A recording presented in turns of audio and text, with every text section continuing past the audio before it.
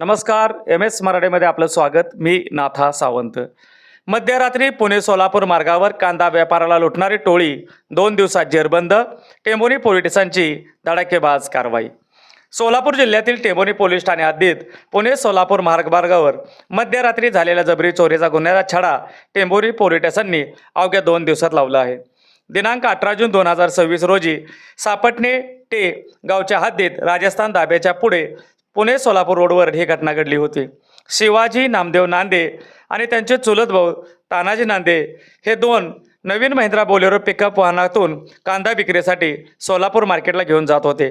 त्यावेळी दुचाकीवरून आलेल्या 3 अज्ञात चोरट्यांनी वाहन अडवणूक करून चालक आणि शेतकरी शिवाजी नांदे यांना मारहाण केली.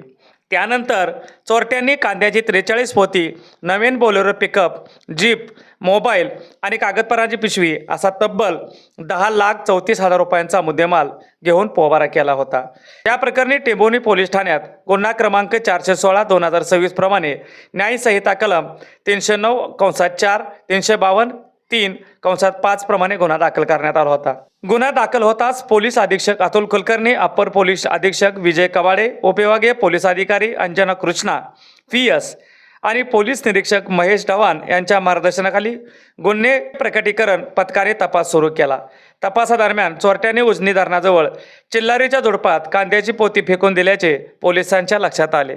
तसेच चोरी केलेल्या वाहनांचा फस्टॅग काढून टाकण्यात आला होता. मात्र कोणताही ठोस धागा नसताना टेंभुर्णी पोलिसांच्या DB पथकाने तांत्रिक तपास आणि गोपनीय माहितीच्या आधारे भीमानगर, रांजणी, हिंगणगाव, तरडगाव आणि कांदलगाव परिसरात शोध घेतला. या तपासातून 4 आरोपींना अटक करण्यात आली आहे.